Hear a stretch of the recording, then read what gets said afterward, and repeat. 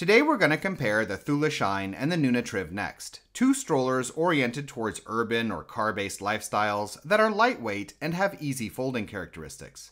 So let's jump straight into it then, looking at the advantages and disadvantages of each model in turn, and focusing on their differences in terms of child comfort, ease of use, longevity, and driving characteristics, before ending with a discussion of under what conditions and uses one might make a better purchase over the other. And beginning with the Shine, the model clocks in at 9.8 kilos and folds down to 69 by 52 by 35 centimeters, with the seat attached.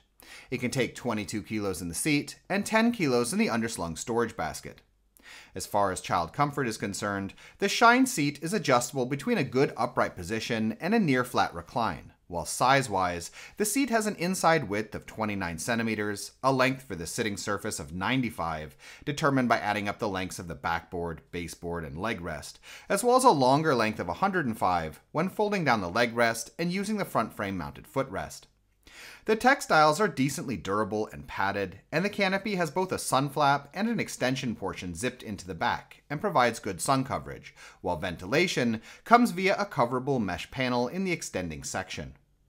Moving on to parent comfort, the Shine's handle is adjustable between 94 and 105 centimeters, and the shopping basket is decently sized and easy to access. As far as folding is concerned, right out of the box, the Shine folds down easily, once you know how to do it at least, requires only one hand, and folds into a self-standing package with the seat facing either forwards or reversed, that's lightweight, and can be carried via a handle on the back of the seat. That being said, the system is somewhat internally complex, and there have, at this point, been multiple complaints that folding gets progressively more fiddly as the model wears down.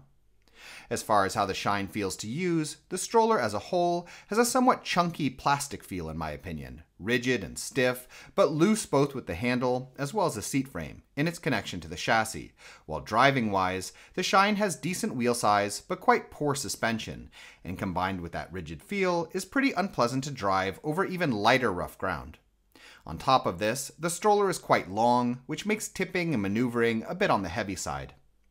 Moving on, the Triv Next is a little lighter, at just under 9 kilos, but folds down to a slightly wider, though slimmer, 69 by 57.5 by 32 centimeters. It can take the same 22 kilos in the seat, but only 4.5 kilos in the underslung storage basket. As far as child comfort is concerned, the Triv Next seat is similarly adjustable, with roughly equivalent positioning for its upright and reclined settings. Size-wise, it's wider at 31 centimeters, though it has nearly identical length, both in terms of the sitting surface as well as when folding down the leg rest and using the front frame mounted footrest. The Triv Next textiles are also padded and of decent quality, and additionally provide better ventilation thanks to a mesh window in the seat back that's coverable with an included seat liner.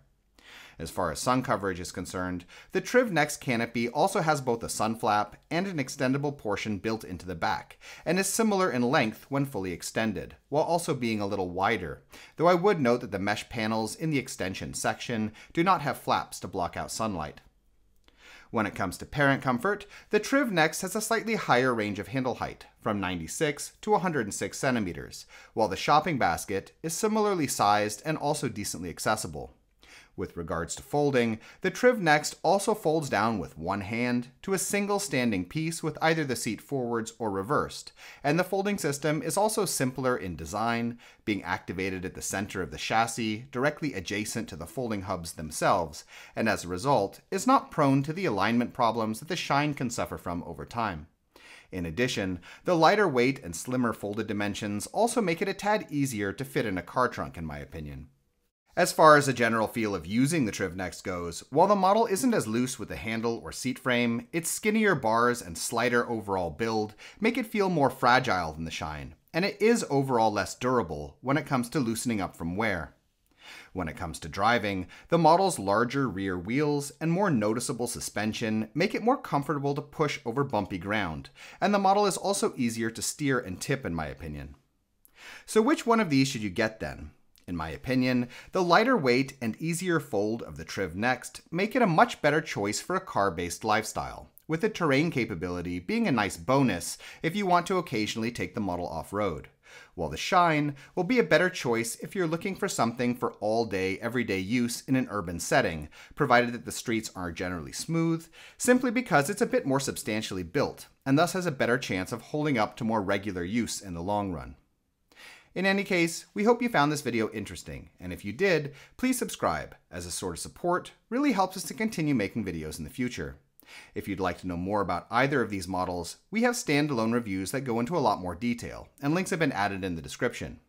In addition, if you're currently shopping for a stroller, we have a buyer's guide on our Patreon page which lists a wide range of models that we recommend, with a lot of technical and lifestyle related information. You can find it by following the link in the description as well. Thank you.